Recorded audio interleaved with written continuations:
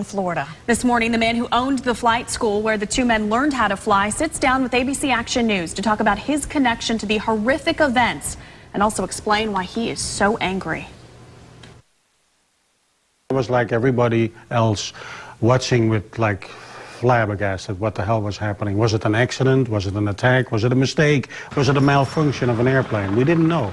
Next morning, September 12th, it's when my 911 started. At 5:30 in the morning, Rudi Dekkers got a call. The FBI wanted to talk about two students who would change Dekkers' life and the life of every American forever. I had an outside body experience.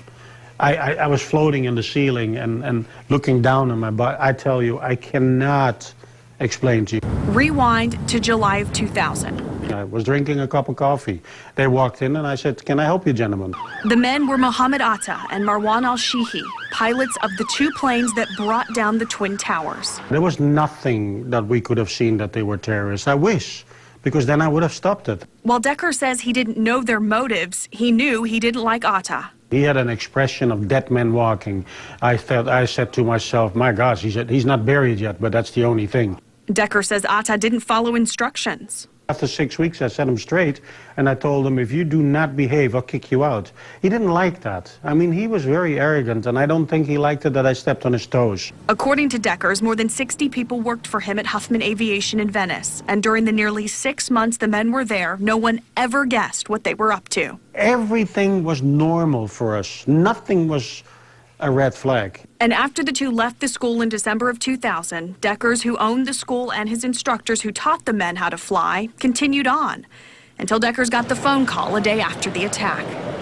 He shares his story in guilty by association, and today the man from Amsterdam is struggling. I tried to set up a new aviation company, but every time when I have to deal with FAA, they put the heel in the sand. The former businessman who can't get a loan is angry. It's not my fault what happened here. I did my business. I was hired for a professional job. I did my job. United States government did not do their job, period. On the flip side, though, some are angry with Dekkers about writing a book. I pledge that any dollar that I make more than my loss, I will give to a 911 fund. And today, 10 years later, Dekkers says his thoughts are with the victims and families of the victims.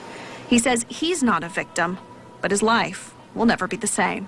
I lost everything, my friend. I lived the American dream. And 6 months after, I was nothing anymore. Dekkers plans to share his story by traveling to different speaking engagements, and he hopes that his book will help his speaking career. The Tampa Bay Rays will mark this 10th anniversary of the September 11th attack.